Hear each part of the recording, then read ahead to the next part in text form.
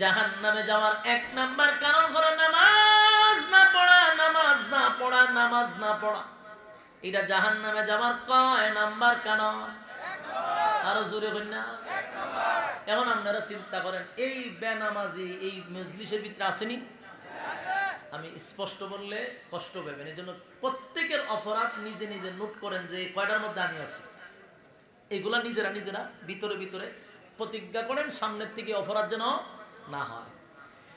ক্বালু লাম নাকু মিনাল মুসাল্লিন, এক নাম্বার হলো দুনিয়াতে তুমি নামাজি ছিলা, আমি নামাজ পড়তাম না। ক্বালু লাম নাকু মিনাল মুসাল্লিন, তুমি নামাজি ছিলা, তুমি মুসল্লি ছিলা, আমি মুসল্লি ছিলাম না। একই সাথে ব্যবসা করছি, একই সাথে চাকরি করছি, একই সাথে খেলাধুলা করছি। আজানটা হইলে দেখতাম দৌড়াইয়া তুমি মসজিদে যাইতাম। আমি দোকানদারি করতাম, আমি চাকরি করতাম। তাই জাহান্নামে আসার এক নাম্বার কারণ হলো নামাজ না পড়া, নামাজ না পড়া। আমাদের এখানে অনেক মুসল্লি আছে, অনেক শ্রোতা আছে যারা আজকের এশারের নামাজও পড়ছে না। আসেনি রে বাবা। যাক, এমন মুসল্লি আছে পুরা পাক্কা নিয়ত করছে ফজরও পড়বে না। কথা ফজরও যে পড়তো না এটা নিয়ত করে লিছে। যুবক ভাইরা আমার, প্রতিটা কথা যদি আপনি দিলের কান লাগায় শুনেন তাহলে অপরাধগুলি ধরা পড়ে যাবে। আর এখানে বৈশা বৈশা করকি মাদ্রাসার প্যান্ডেলে বৈশা যদি অপরাধের দিকে লজ্জিত হয়ে যান, আর যদি এখানে বৈশা নিয়ত করেন আল্লাহ যা করছি করলাম, কিন্তু আজকের থেকে আর ইয়া কাম করব না, কথা কয় না? মাফের সম্ভাবনা আছে না নাই? এক নাম্বার ক্বালু লাম নাকু মিনাল মুসাল্লিন। আর একটা কথা কই, যখন যেটা উঠাউটি করবো বুঝবেন এটা এই রোগের ওষুধ, কথা কয় না? বয়ানের মাঝে কেউ উঠে তো বুঝবেন এই রোগে আক্রান্ত। উঠতো কেরে, এরা তো জ্বলা উঠলো কেরে, ঠিক নি? ইজ্জত যাদের আছে আর উঠতো না ডরাইয়া। আর যদি এখন বলো জোর আমি আসলে একটা বেজ্জিতের লোক, আমার ইজ্জত না, তুই উঠতে জান না, সাবধান সাবধানই কাম করেন না। নমাজের কথা বলে যে উঠবো তো মাঝে পিছিয়ে সাহেব হবে, কেডা যায় রে, আমরা হবেন বেনামাজি যায়। ইজ্জত আল্লাহ এবারে যেতে পারবো? গড় গেল মহিলা হবে যে আমরা একটা বেজ্জিতা মানুষ, আমরা মিছিল শুরু করছি। সাবধান, উড়াউড়ি নাই। এক নাম্বার হলো ক্বালু লাম নাকু মিনাল মুসাল্লিন, দুনিয়াতে নামাজি ছিলাম না, তোরা নামাজি ছিলি।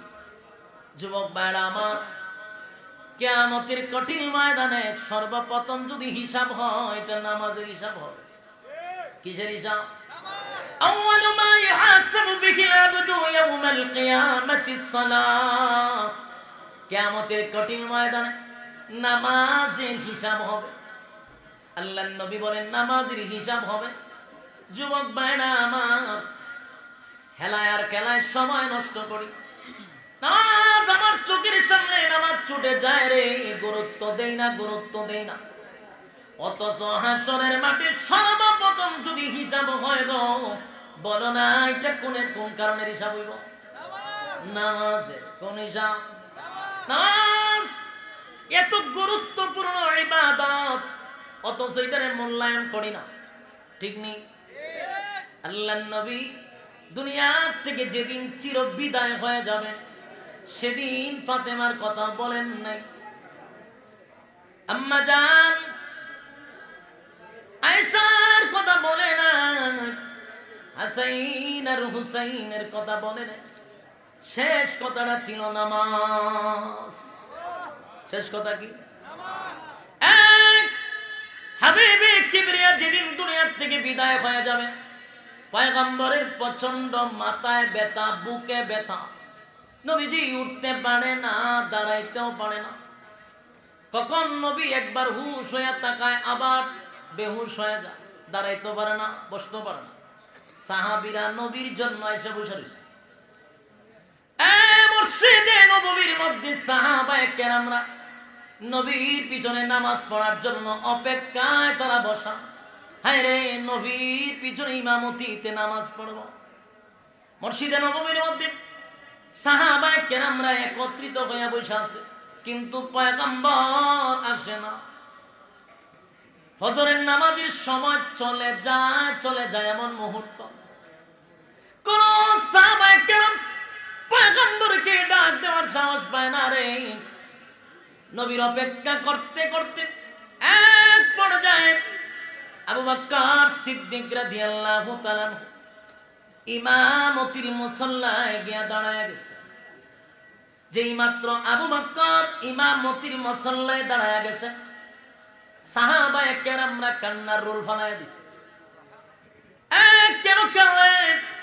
সাহাবায়ে কেরামদের বুঝতে আর বাকি নাই গো। পয়গম্বরের জায়গায় আবু বকর দাঁড়ায় গেছে, নির্ঘাত পয়গম্বর আর নামাজ পড়াবে না। যেহেতু আবু বকর দাঁড়ায় গেল, পয়গম্বর দাঁড়াবে না, এর দ্বারাই বোঝা গেল আর নবীর পিছনে নামাজ পড়া হবে না। ইমামতি চলতেছিল, সাহাবায়ে কেরাম পিছনে দাঁড়াইয়া পয়গম্বরের পিছনে নামাজ না পড়ার দুঃখে ব্যথায় কাঁদতেছে। নামাজ চলতেছে, হাবিবে কিবরিয়া যখন হুশ ফিরে আসলো, আল্লাহর নবী ডাক দিয়া বলেন, আয়েশা আমার সাহাবী, আমি নামাজ পড়াইতে পারতেছি না, আমার মাথায় ব্যথা, বুকে ব্যথা। মসজিদে নববীতে কি জামাত চলে? আম্মা জান আয়েশা বলেন, নবী গো, আপনার অপেক্ষায় আমার আব্বার ইমামতিতে নামাজ শুরু হয়ে গেছে। আল্লাহর হাবিব আম্মা জানকে ডাক দিয়া বলে, উঠতে পারি না, দাঁড়াইতেও পারি না। আয়েশা গো, আমার মাথাটা একটু কি উঁচু করে মসজিদে নববীর ভিতরে ধরতে পারবা? আম্মা জান আয়েশা পয়গম্বরের মাথা মুবারকটা উঁচু করে মসজিদে নববীর দিকে দৌড়ায় রাখছে। নবীজি এক দৃষ্টিতে মসজিদে নববীর দিকে তাকায় আছে। বিশাল এক জামাত শুরু হয়ে গেল আবু বকরের নেতৃত্বে। পয়গম্বর চোখের পানি গুলো ছেড়ে দিয়া কান্না শুরু করছে। নবীজির চোখ বেয়ে মুক্তার দানার মতো পানি গুলো পড়তেছিল। আম্মা জান আয়েশা জিজ্ঞাসা করে, নবী গো, আমার আব্বা ইমামতি করে, এই জন্য কি আপনি কান্দেন? আমার আব্বা ইমামতি করে গো নবী, এই জন্য কি আপনি কান্দেন? পয়গম্বর চোখের পানি ছেড়ে দিয়া বলেন, আয়েশা, সব কান্না কিন্তু দুঃখের কান্না হয় না। সুবহানাল্লাহ বলেন। সব কান্না দুঃখের কান্না নয় গো, সব কান্না দুঃখের কান্না না। কিছু কান্না আছে রে আনন্দের কান্না। কথা বলেন না দি আপনারা? আমার কথা কি বুঝতেছেন? সব কান্না কি দুঃখের কান্না? অনেক মানুষ 5 বছর 6 বছর পরে বিদেশ থেকে যদি আসে, মা বাবা সন্তানদের জড়ায় ধরে কান্দে, এটা কি এর কান্না? আমি কেন কান্দি জানি? এই যে আমার চোখের সামনে বিশাল একটা নামাজের জামাত, আমার আবু বকরের ইমামতিতে মসজিদে নববীর মধ্যে নামাজ শুরু হয়ে গেছে। এই বিশাল জামাত দেখে আমি আনন্দে চোখের পানি থামায় রাখতে পারলাম না। কেন কেন এই বিশাল জামাত কায়েম করতে গিয়ে আমি নবী তায়েফের ময়দানে মার খাইছি। শুধু নামাজটা কায়েম করতে গিয়া তায়েফের ময়দানে আমি রক্তাক্ত হইছি। নামাজের দাওয়াত লয়ে গেছি, আমার রক্তাক্ত করছে। এই নামাজ কায়েম করতে গিয়া আমার সাহাবীরা শাহাদাত বরণ করছে। নামাজ কায়েম করতে গিয়া খানায় কাবার সামনে হাবিবে কিবরিয়া যখন নামাজ পড়ে রে, আবু জাহিল্লা টিটকারি মস্কারি করত। উটের নারী বুড়ি আমার নবীর পিঠের উপরে রেখে দিত। আল্লাহর নবী উটের নারী বুড়ি লইয়া সেজদার থেকে মাথা তুলতে পারে না। আবু বকর তাকায়া দেখে নবী উটের নারী বুড়ি লইয়া নবীজি উঠতে পারে না, দৌড়াইয়া আবু বকর গিয়া ফাতেমারে বলে, ফাতেমা গো, পয়গম্বরের উপরে উটের নাড়ি বুড়ি তুলে রাখছে। ফাতেমা ছোট মানুষ দৌড়াইয়া মক্কা নগরীর খানায় কাবার সামনে নবীজির পিঠের উপরে উটের নাড়ি বুড়ি আবু জাহিল্লা রেখে দিছে। এগুলা ছোট ছোট হাত দিয়া ফাতেমা যখন সরায়া দেয় আর ডাক দিয়া বলে, মক্কার মানুষ, আমার আব্বার কি এমন অপরাধ ছিল? আমার আব্বার উপরে উটের নারী বুড়ি তোমরা তুলে দিলা। আমার আব্বা জিন্দেগিতে কোনোদিন কারো দিকে চোখ রাঙ্গায়া তাকাইল না, কাউরে কোনোদিন গালি দিল না, প্রতিবাদটুকু করলো না। পয়গম্বর মাথা মুবারক উঠাইলেন, সেজদার থেকে উঠলেন। সেদিন নবীর কলিজায় এত ব্যথা লাগছে, আমি আল্লাহর কুদরতি পায়ে সেজদা দিলাম। বেঈমানরা আমার উটের নারী বুড়ি আমার পিঠের উপরে রেখে দিল, খুব কষ্ট পাইল। পয়গম্বর বলেন, শুধু তাই নয়, আমি সেজদায় গেলে আমার গলার মধ্যে তারা গামছা লাগায় টানত। নাউজুবিল্লাহ বাড়ি গিয়া এই নামাজ কায়েম করতে গিয়ে আমি এত মার খাইছি। আমার সাহাবীরা শাহাদাত বরণ করছে। আজকে আমার চোখের সামনে এত বিশাল একটা জামাত, এত বিশাল একটা জামাত, আমি অনুপস্থিত অবস্থায় আমার সাহাবীরা নামাজ চালায়া গেছে। আর কোনো দুঃখ নাই, আমার মনে কোনো কষ্ট নাই। আমি চলে গেল, আমার সাহাবীরা এই বিশাল জামাতের দৃশ্যটা আমি আমার চোখের সামনে দেখতে পেরে আনন্দে আমি চোখের পানি ছেড়ে দিছি।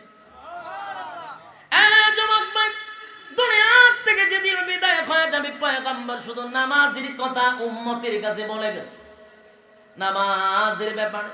অথচ সারা রাত ওয়াজ শুনি, নামাজ পড়তে ভালো লাগে না, ওয়াজ শুনতে ভালো লাগে, কথা হয় না? যুবক ভাইরা আমার, জাহান্নামীরা বলে, এ জান্নাতীরা, ক্বালু লাম নাকু মিনাল মুসাল্লিন। এক নাম্বার কারণ হলো দুনিয়াতে তোমরা নামাজি ছিলা গো, আমরা নামাজি ছিলাম না, তাই তো জাহান্নামের ভিতরে আসছি। বলুন তো দেখি এটা কয় নাম্বার কারণ? আমার কথা কি বুঝতেছেন? চিৎকার দিয়ে এখন কয় নাম্বার? এক নাম্বার জাহান্নামে যাওয়ার এক নাম্বার কারণ হলো ক্বালু লাম নাকু মিনাল মুসাল্লিন। জাহান্নামে যাওয়ার এক নাম্বার কারণ হলো নামাজ না পড়া, নামাজ না পড়া। এমন আমরা অনেক সময় বক্তব্য দিই, লোক অনেক ভালো দান করে, পাড়ায় পাড়ায় একটা চাউলের বস্তা দেওয়া যায়, তেলের বোতল দেওয়া যায়, রাস্তাঘাট ঠিক করে দেয়, জনসাধারণের অনেক খেদমত করে। লোকটা তো ভালো, নামাজ পড়ে না, কথা হয় না। লোক আশিকে রাসূল, নবীর জন্য জীবন দিতে প্রস্তুত, কিন্তু বিষয়টা হলো নামাজ পড়ে না। বিষয়টা কি বলুন তো? জাহান্নামে যাওয়ার কয় নাম্বার কারণ? তাহলে তোমার সব সুনাম খ্যাতি বিপদে যাবে যদিও কেউ নামাজ না পড়ে কবরে যায়, কথা কয় না? এক নাম্বার কারণ হলো নামাজ। দুই নাম্বার হাতে গনে গনে হিসাব করবেন আর দেখবেন কোন অপরাধ আপনার মধ্যে আছে। 2 নাম্বার হলো ওয়ালাম নাকুনু তুইমুল মিসকিন। ওয়ালাম নাকুনু তুইমুল মিসকিন 2 নাম্বার, অসহায়দেরকে যারা খাবার দিত না, কথা হয় না? অসহায়দেরকে যারা খাবার দিত না। ওয়ালাম নাকুনু তুইমুল মিসকিন, মিসকিনদেরকে যারা খাবার দিত না, অসহায়দের পাশে তারা দাঁড়াইতো না। আইব নাম পালাইছে হাজী, বছরে 3 বার 2 বার বেচারা উমরা করে, হজ করে, নামের আগে হাজী। এত বড় হাজী সাহেব, টাকার কোনো অভাব নাই, পাশের বাড়ির মানুষটা না খাইয়া মরে রে, হাজী সাহেবের দেখার সময় না। আল্লাহ কয় জাহান্নামে যাওয়ার কয় নাম্বার এটা? আপনার কি গলায় সমস্যা? আওয়াজ দিলে কি কষ্ট হইব? আওয়াজ দিলে কি গুনাহ হইব? জাহান্নামে যাওয়ার 2 নাম্বার কারণ ওয়ালাম নাকুনু তুইমুল মিসকিন, অসহায়দেরকে যারা খাবার দিত না, অসহায়দের পাশে তারা দাঁড়াইতো না। যুবক ভাই, জাহান্নামে যাওয়ার এটা 2 নাম্বার কারণ, 2 নাম্বার কারণ, 2 নাম্বার কারণ মিসকিনের খাবার যারা দিত না, কথা হন ঠিক নেই?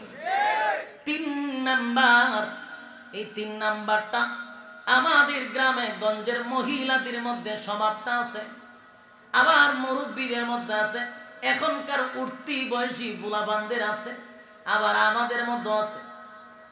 3 নাম্বার দোষ, এটা মারাত্মক দোষ।